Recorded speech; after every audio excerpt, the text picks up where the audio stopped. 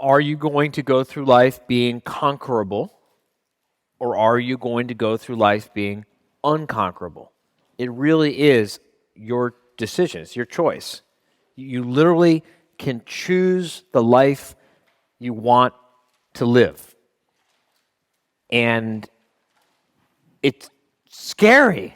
It's terrifying. It's terrifying to have that power and to know you have that power. You're listening to the Profit First for Lawyers podcast, the official companion show to the book Profit First for Lawyers by RJon Robbins. Now, this podcast is for you if you want to bring home more profit while working less hours in the office, spending more time with your loved ones doing the things you actually want to do, and turning your office into a lean, mean, profit-breathing machine. So if you're tired of working for your law firm instead of your law firm working for you, stay tuned for some really practical insights that will get you the results you've always wanted. It's time to put your BS aside for the next few minutes and put yourself, your family, your firm, and your profit first.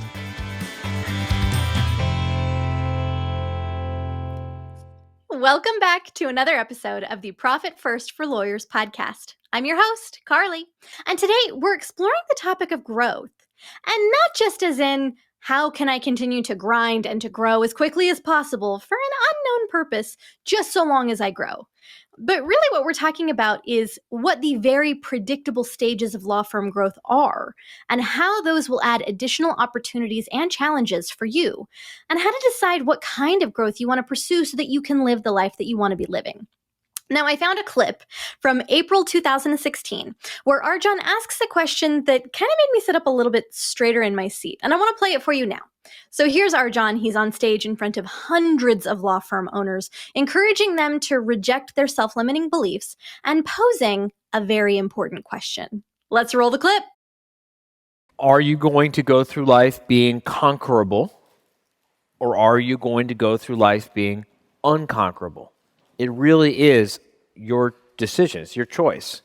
You literally can choose the life you want to live. And it's scary. It's terrifying. It's terrifying to have that power and to know you have that power. And your mind is going to start to play tricks on you.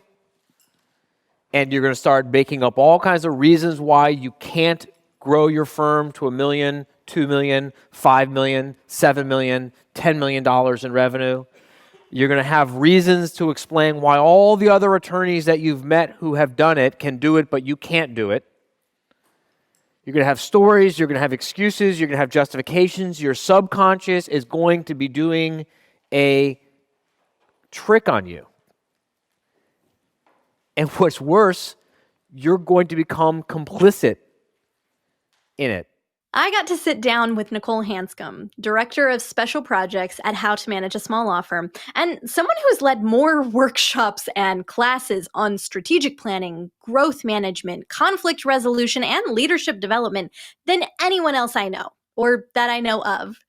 Now, this interview really opened my eyes to a lot of the ways that growth can both challenge and reward us. And if you're a law firm owner, you especially want to pay attention to this conversation, because Nichole is bringing up data from thousands and thousands of law firms that has been extrapolated to show the very predictable, very consistent, very reliable stages that we know law firms go through as they grow. And this should get you really excited, because this insight is basically going to be your crystal ball to the future. And I guarantee you that it will be intensely profitable. Let's take a look. Nichole, I am so excited to have you on the show today. Welcome. Thank you for being willing. Thank you so much for having me. I'm really excited to be here, actually. I was bragging about it. So. Oh, yeah. Well, that makes me feel warm and fuzzy today. Thank you.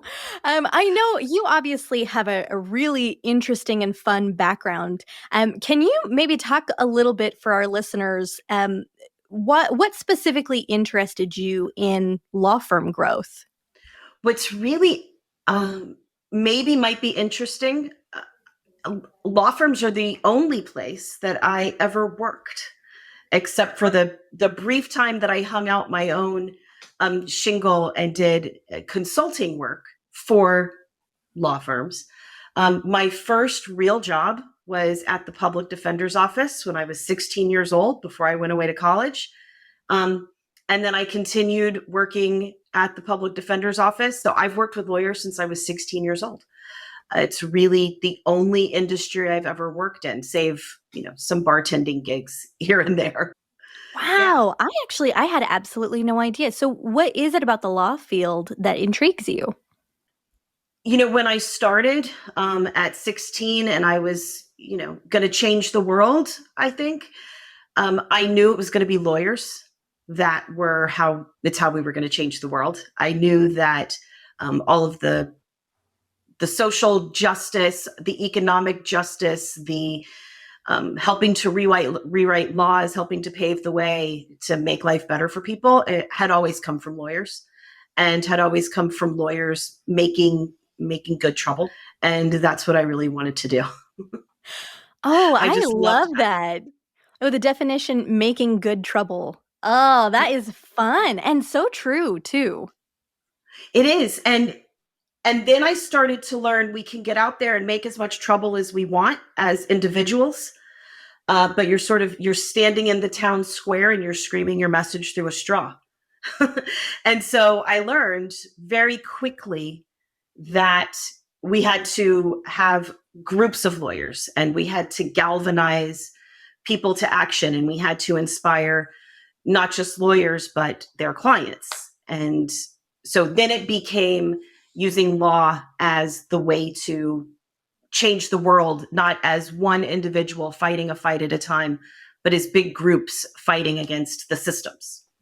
Yeah. Oh, that is such a powerful image too. I've never quite thought about it that way, right? Where you have one person only standing in town square screaming into a straw.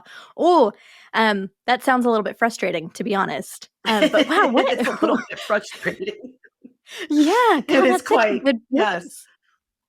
And then I think, when I met RJon Robbins, when I was introduced to how to manage, because to be clear, up until that time, my life had been dedicated. I focused my time, government law firms, nonprofit law firms. Profit actually was kind of a weird feeling. It was a dirty word. It felt guilty. It felt all of these things. And it was once I got very clear that about what profit was, and about how money and time and your professional goals and your motivation, none of it mattered if you couldn't connect with your audience. None of it mattered if you couldn't connect with the clients you could help. None of it mattered. And so profit became about, how do we exchange something that we value less for something that we value more? And how do we keep these law firms growing, and not just the law firms, but the people that run the law firms? That to me became more exciting than the law firm itself. The law firm became the conduit, a means to an end. How do we help inspire and motivate and keep moving the people who run these law firms? Because that's who's going to change the world. And that's the part that I think excites me so much about law firm growth and what we do for our members, and what the people who work with How to Manage a Small Law Firm do. Nichole, that is so beautiful. God, I really like that. Yeah, that is so beautiful. What a really beautiful goal. Cal, okay, well, let's get into, so today, obviously, we're talking about the stages of a law firm's growth and kind of the challenges and opportunities that occur within each stage. Can you kind of give me a rundown? How many stages are there? What does that entail? And then let's dive right into each individual stage and talk about those challenges and opportunities. That sounds great. And I brought you guys a graphic so that everybody can see the different stages of growth. They're pretty predictable. They're pretty reliable. I typically work with people. What's very interesting is at the very low end of the law firm growth, and then up at the high end towards the middle. Those seem to have been my sweet spots in when I provide individual one-on-one advising with people. So when we talk about the first stages of law firm growth, and we've broken these up into bands, and we're going to talk about gross revenue, right? I'm not talking about profit.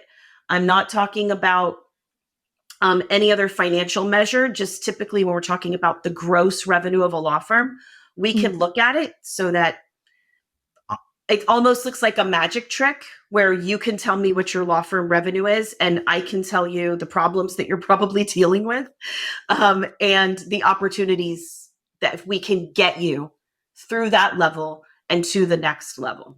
Yeah. Okay. So for those who are not watching this on YouTube, can we do a quick rundown of each of the kind of revenue frames Yes. within each of these stages? So when we're working our way up to about $250,000, $0 in revenue to $250,000 in revenue, that's at the creating stage. You are creating a practice. And I'm going to be really intentional about the words using practice from business, because at this stage, it's you. You are at the center. You are pushing all of the buttons and pulling all of the levers. It's your vision. It's your values. It's also your elbow grease. This stage, and I'll be perfectly honest with you at How to Manage, we try and get you through this stage as quickly as possible because it's all you, right? And so this is where if you stick around in this stage for too long, $0 in revenue to $250,000 in revenue, you start to believe that this is where you're going to be forever. Burnout becomes your new normal. Being on vacation with your family, if you get to go on vacation with your family, but tied to your cell phone. Clients calling your cell phone, clients texting you personally, leads texting you personally. The longer you stay here, the more you start to think that's normal. And the more you start to think that that's what your life has to look like. And so our goal is to get you to, and we also have a nickname for this phase, $0 to $250,000 in revenue. We call it hustle, market, sell. Because you are going to sell your way out of this phase. You are going to sell your way into the next level, which is how to upgrade your practice to a sustainable business. The focus at this level becomes team building. Who can you add to help you get certain things done? And my favorite part when I was a COO working with people, where can I fire you and hire your replacement? There was no prouder day for me than firing the owner of the business from being their own receptionist. You, my dear, are fired. You're an excellent visionary. You're a great lawyer. You're a horrible bookkeeper. You're fired. And then getting them in the resources that they needed to do the job and do the job well so that they could build a life they were happy with.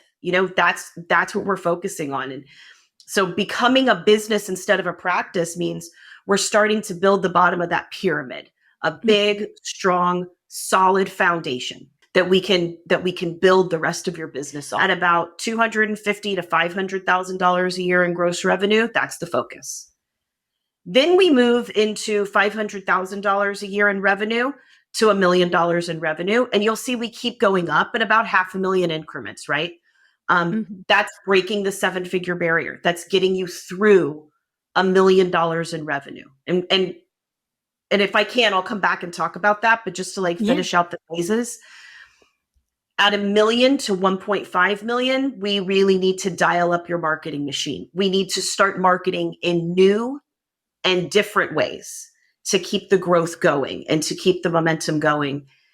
At about 1.5 to 3 million, we start looking internally into your law firm again with a focus on how can we bring real live, grown up, bona fide professional management into this business. So we call it insourcing your COO. At the next level, 3 to 5 million, we're focusing on insourcing your financial expertise, your CFO. And at the top end, $5 to about $10 million. And yes, we can keep going up, but at about $5 to $10 million, we're helping people decide whether or not they want to be a full-time CEO of their business. Do they want to leave their business entirely or go start a new one? Did you discover a love of entrepreneurship that now that your business is a high-functioning, well-regulated, well-oiled money-making machine, Do you want someone else to run it while you go start something new?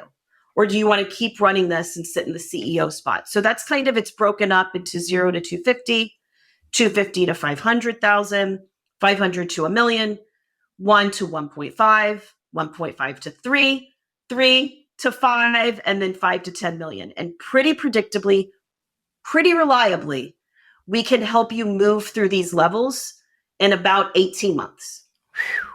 18 months between levels. 18 months between levels. There's a special spot at about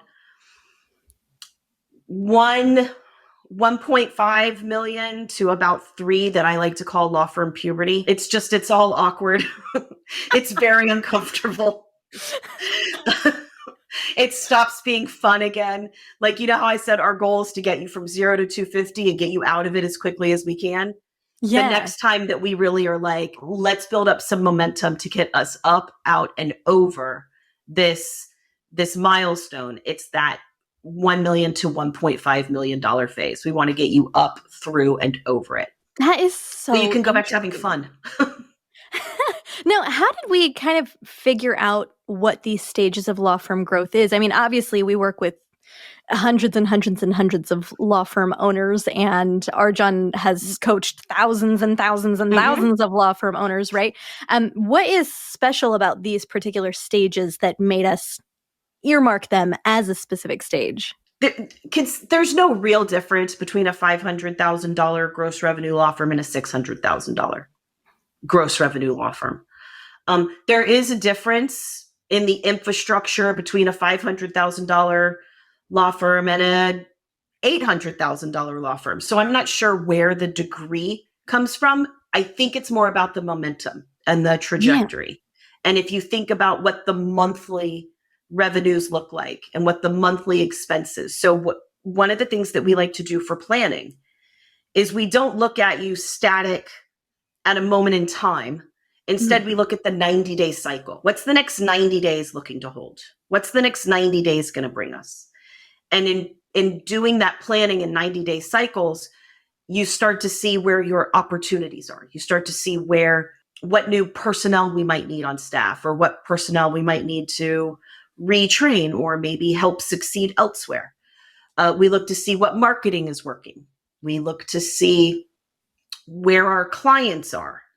And I think that those just sort of became the easy to remember breakdowns, milestone points of where we started to see people's opportunities and challenges shift into what we like to say is new level, new devil. We started to see... Oh, that's fun. You know, new it's level, very new devil. It's very optimistic.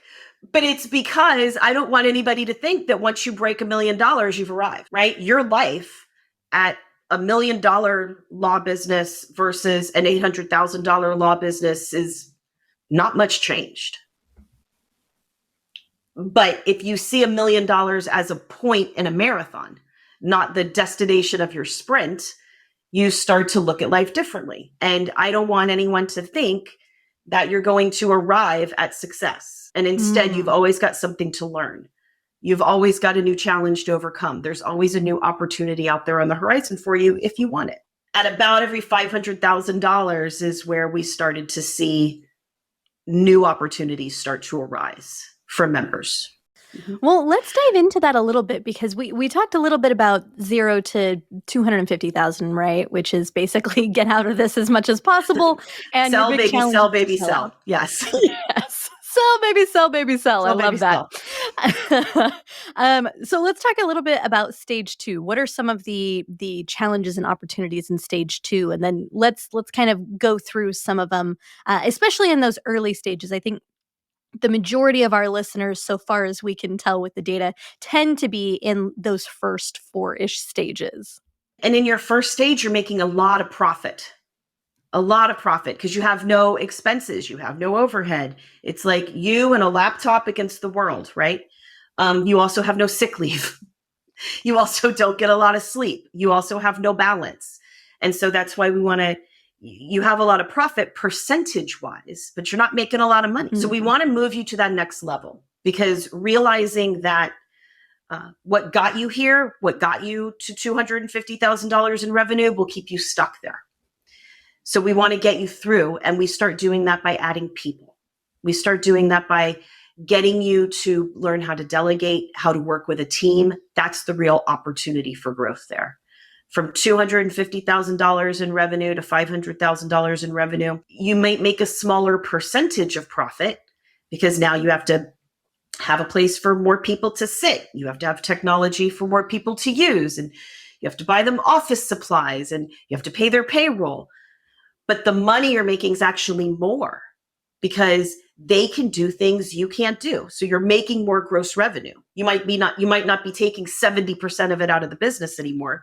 Maybe you're taking 50, but it's more money in your pocket at the end of the day. You are no longer the mule for your business, the one doing everything. You're learning how to accomplish things through a team. And that is a huge opportunity, is to learn how to get things done through other people. That's also where systems come from. Yeah. And start to delegate some of those things that you're just not as good at, Or don't I don't like. know. Yeah, or don't like, right? Or don't I do not like, quite enjoy frankly. answering my own phone. I don't.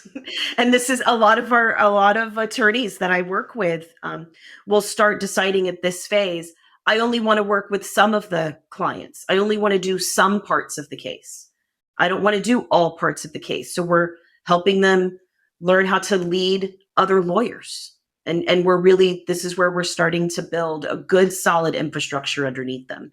This is one of the parts of the business where a COO, an operations manager, somebody who can help you focus on people and processes starts to become really, really important.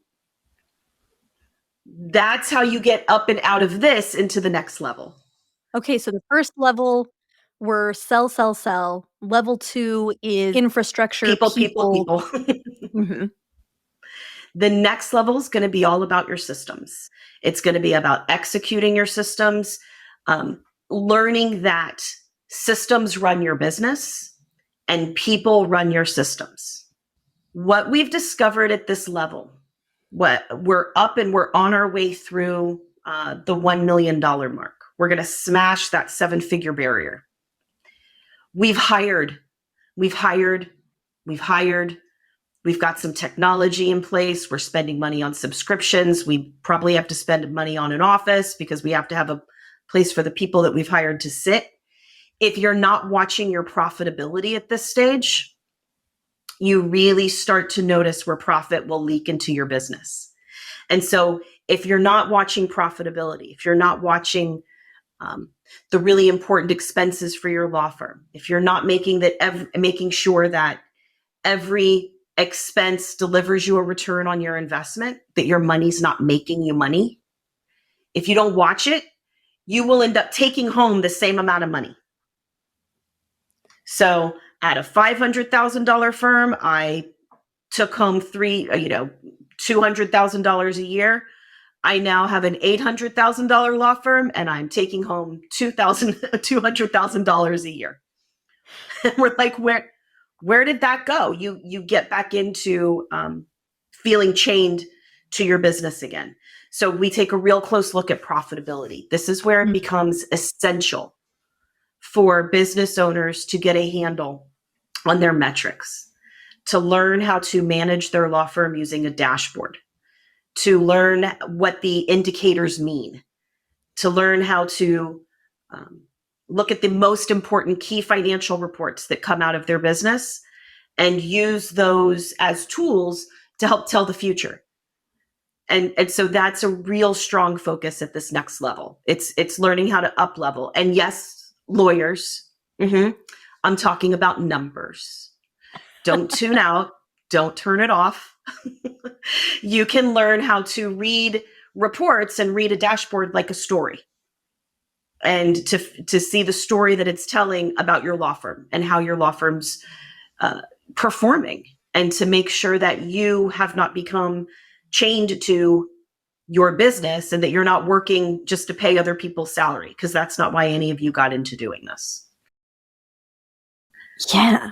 I imagine too that probably is so frustrating. What a frustrating time if you see all of your additional profit disappear because, you know, I imagine it Yeah. might even feel a little bit stagnant. It feels like it hasn't changed between, the It feels very 300 to stagnant. 800. Yes. Well, and you feel like you start to get in a mindset of, instead of the mindset you have at 0 to 250, which is like, I don't think I could do this. I don't know how to do this. This isn't possible. If you sit at the other level for too long, you start to feel like, I don't even want to do this. Maybe this is possible. Maybe it's possible for other people, but not for me. This isn't very fun. I'm going to constrict. I'm going to give up the things I want, and I'm just going to go backwards. So that's the other reason we try and get you through this level as quickly as possible so that we can get back to having fun. Yeah. And I will say, we did a great episode with Sherry Mansell, who's the director of bookkeeping that does not suck. And she talks about the 7 financial reports that you should be taking a look at. And she breaks it down. It's plain English. It's very easy to understand. And in RJon's book as well, if you're listening and you have a copy, chapters 13, 14, and 15 go pretty detailed into the different kinds of financial reports that you could have on your financial dashboard that will be of great help to you. And I promise it's not boring.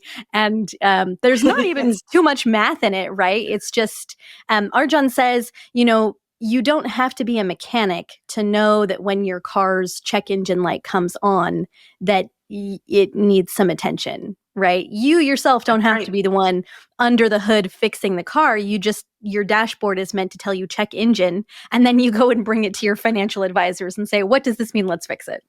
Yes. And learning how to read those reports, trust me, I grew up around lawyers. I'm a recovering lawyer. Like, let's be clear. I grew up around lawyers. I became a lawyer. I now work with and help lead lawyers. Numbers get a whole lot sexier. And I didn't say math. I said numbers because I do think there's a difference. But numbers get a whole lot sexier when you realize how much money they can help you make. And when you can just embrace that I can tell the temperature of my business. Mm-hmm. I don't have to be surprised every month by like, oh, what's going to happen next month? It starts to become really predictable, and we can start to make your cash flow very reliable by just, my grandpa, anyway, it's been said no, please. that what you manage is what grows, right? What you pay attention to is what you start to see growth in. What you pay attention to is what you start to understand. And so avoiding your numbers can pretty much guarantee that they're going to screw you. But embracing them and reading them and getting out in front of it and at least trying to understand them is how you can start to really, really have things fire on all cylinders for you. And that's where we start seeing people at this level, right, past $1 million onto 1.5. This is where we start seeing people truly going on the vacations that they've always dreamed of going on, living in the houses that they've always wanted to live in, sending their children to school where they've always wanted to finally explore private school. This is where you've got some staff in place and your payroll and you're not being surprised by it. So you're able to plan, I want to chaperone a school field trip. And you're able to take that time out of the office, disconnect, not be on your cell phone the whole time, be fully present with your kids or your significant other or your dog or whatever it is that you want to be fully present for. This is the level where you start achieving a lot of those dreams that you've been thinking about and toiling away in order to be able to accomplish. This is the level where that starts coming true. I love that too. And I think, okay, so we're first stage, sell, second stage, people, third stage, financial controls, for the love of all that's holy. And fourth stage is kind of seeing the bigger results of that labor. And not that you don't see any of it in the first 3 stages. I mean, obviously there's a lot of opportunities. Right, you get a taste. And a lot of people choose to stay at this level that we're talking about. A lot of businesses, I think I read somewhere, fewer than 10% of the small businesses are going to get past $1 million in revenue. And a lot of people are like, okay, I think I like this little life. I think I'm good. and that's wonderful. So now we can work on helping you keep it there and helping you enjoy that life and helping you see those things. And then there's others that say, hey, now that I've climbed this mountain, I see that there are other mountains on the other side. And I would like to know what's up there or what's over there. And so if you want to keep growing, once you get past $1 million in revenue, if you want more or different, then we start talking with you. So this next range at like $1.5 million, we start talking with you about different kinds of advertising, different kinds of marketing that you need to start doing. Under $1 million, very consistently, predictably, reliably, we can get you there without you spending very much money at all on marketing. It's relationship marketing. It's who do you know? Who do you trust? Who knows you? Who trusts you? When we want to move past 1 million, 1.5, we start talking about some different advertising techniques, some different marketing. This is where we really start exploring with digital. This is where we really start talking about different resources and different action plans, different campaigns that you can run, because we're getting beyond and we're talking to people who don't know you, who have no reason to trust you. So how can we introduce you to more people and introduce you to a bigger audience? So that's that next level. Hey guys, a quick interjection for some gratitude today. I really appreciate the time that you spend listening to these episodes and sharing them with your friends. I wanted to ask, if you've been getting a lot of value out of them, will you please do me a favor and rate and review us on whichever platform that you're listening on now? I personally would love the feedback, and that will also help us continue to reach new audiences. And if you want even more content, make sure to sign up for our weekly newsletter that I personally write, after all. And you can do that on our website at profitfirstforlawyers.com/action. And now, back to the show. I think that leads us to step 5. Now we're on stage 6. Okay, so from 5 into 6, this is when we're bringing professional management into your team. And I'm just going to talk about both of these put together. Because one, we're going to start with the operations. And then we're going to move on to the financial expertise. So under $3 million, above 1.5, you want to start looking at really getting somebody who specializes in how to run a business. You are the expert, the absolute expert in how to build your business to $250,000. You know how I know that? Because you did it. You know exactly what you did to do it. You probably know how to build a business to $500,000. You just do more of whatever you did to get to 250, and then you hire and you have some team. When you get to about $1.5 million and decide that you want to go to $3 million in revenue, I'm here to tell you it's not just getting to 1.5 again. The game starts to change. And you have to, I think this can be best explained with an analogy. Yeah. You have played around. You've been in your, what's the tallest mountain in your state? I live in Florida, so that's not even a fair question. So I'll just go, I don't think there is a tallest mountain in my state. So I'll go to Georgia. Right? So say I go to Lookout Mountain and I've climbed it on my own. I figured out how to do it. I've packed my own lunch. I've fallen down. I've scraped my knee, but I've climbed to the peak of this mountain and I did it on my own. So now I look around and I'm like, okay, I'm ready for Everest. Hopefully somebody who cared about me would grab me by the shoulders and say, are you insane? You don't know what it takes to do that. And hopefully somebody who loved me would say, get a Sherpa. They're this people. They're specially trained to lead people up the mountain. Like, I'm not sure if you've seen all the boots on Mount Everest, but all of those once represented really motivated hikers. Oh, no. Who just couldn't make it to the next level. And I don't want you to be boots on Everest, right? And so you need somebody who loves you enough to grab you and shake you by the shoulders and go, it's not climbing to Lookout Mountains. You're not just going to climb this mountain and then go to the bottom and climb it again and suddenly achieve your goals. It's a new altitude. It's a new world. And so you want to start looking at finding people who know how to do it, and finding people who have not only done it before, but done it a couple times and can help you through it. And so that's what the next levels of growth are all about. The next levels of growth are about learning how to get comfortable being uncomfortable. The next levels of growth are about learning how to not be the smartest person in the room. You don't have to be the best lawyer. You don't have to be the best COO, the best operations person. You're never gonna be. You can't be all things to all people. So be the thing that you are better than anybody, which is you, which is have your vision, know your mission, know your values. Start figuring out how to really tap into that in order to galvanize people to do this thing that you wanted to do, and let some other professionals guide the back end of the business while you are opening up new avenues, opening up new resources, learning new ways of marketing. Let somebody else watch the back office. Make sure it's running. Make sure it's profitable. Make sure that the people are doing the right things at the right time in the right way. You just work on working with them, the professionals.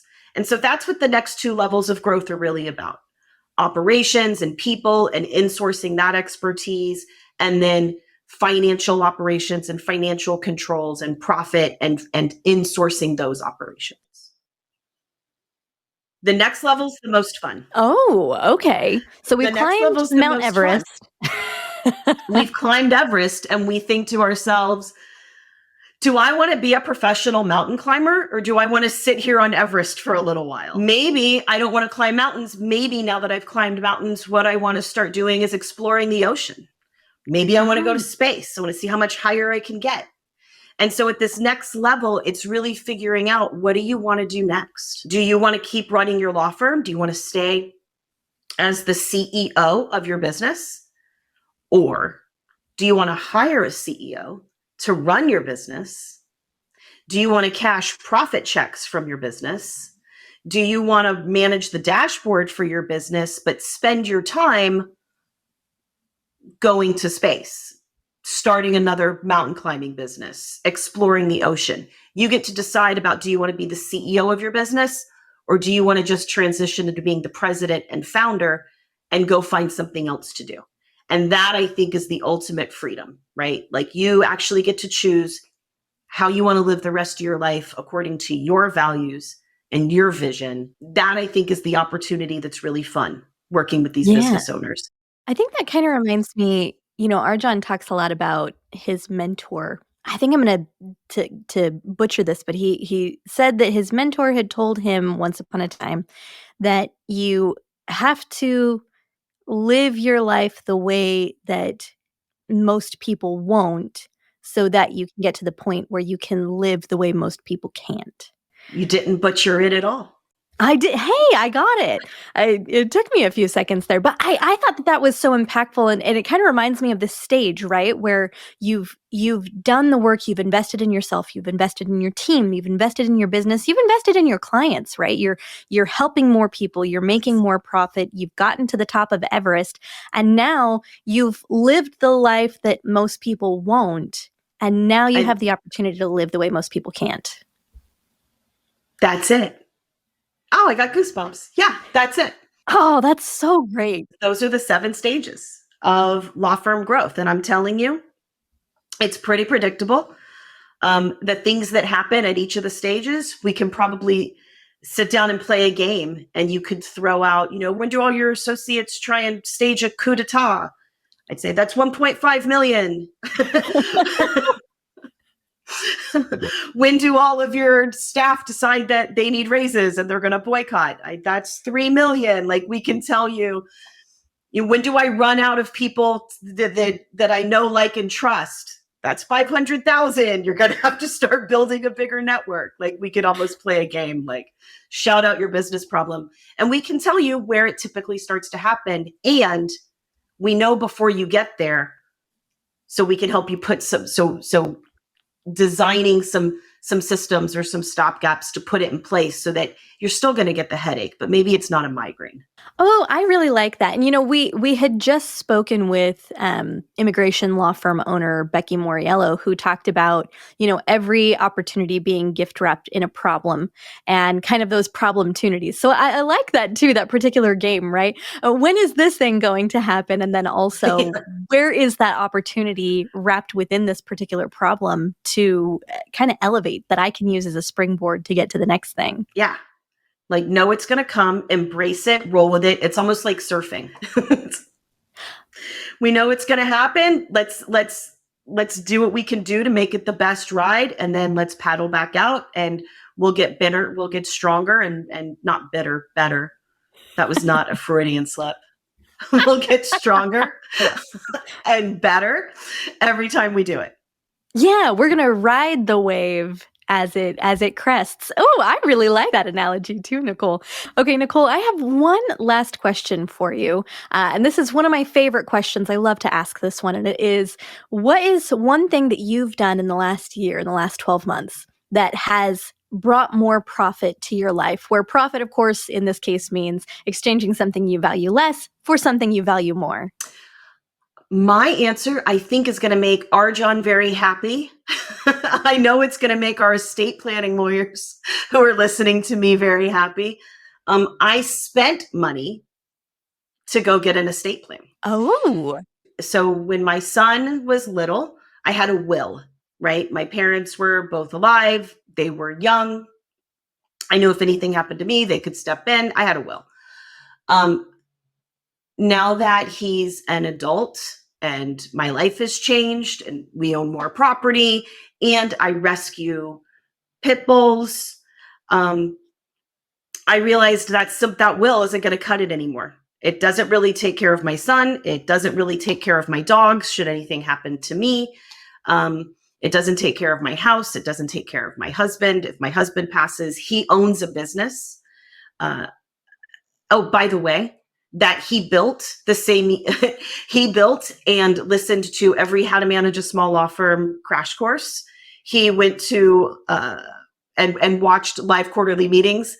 Some of the perks of, I guess, your spouse working there, but using how to manage a small law firm, he built his glass business to over $1 million. So when I say that we know these things work, we're not just talking about for law firms. They work everywhere. That's incredible. Back to profitability. I invested in myself and I invested in my family and I invested in my future and I gave up some money to get something I valued more, which is being able to go to bed at night and not be worried about what's going to happen when the inevitable happens. So that, I think, is the most profitable thing I've done in the past 12 months. Oh, that is such good advice. And a great reminder to me that RJon has also been harping on me to get my estate plan done, and I have not done it yet. So thank you, Nichole, for that reminder. You're very welcome. He's going to ask you about it. I already know that. He's going to listen to this episode and be like, Carly, we talked about this like 6 months ago. It has been enough time. Nichole, it has been so lovely to have you on today. I really got a lot out of this too. And I hope that it will offer a lot of hope to the people who are listening, to the law firm owners who are participating in this podcast, that, the specific opportunities and challenges that they're in. And maybe if they've just had a growth spurt and are feeling the, wow, what just happened, right? Yeah. That maybe this offers a little bit of hope that it's very predictable and the world is not ending and no, it's just you're beginning. growing. Yeah, it's growing pains. Yeah, it's just beginning, and you'll get to the top of this peak, and then you'll move on to the next one, or you won't, or you'll stay where you are and enjoy the view. Enjoy the view.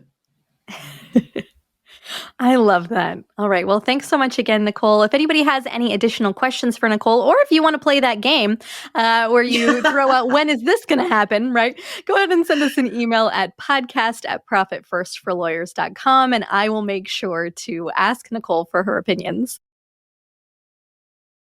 A headache instead of a migraine. Okay, look, these are some of the very predictable, very consistent, very reliable stages that we know law firms go through as they grow. And as Nichole mentioned, if you know what's ahead, you can cut out some of the pain from those growing pains, and you can make more intentional decisions, hone your own focus as you continue developing your business plan. It's your life.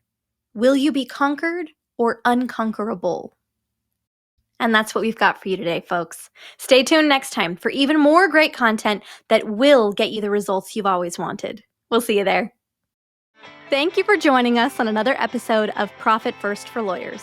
If you're enjoying what you're hearing, tell a friend.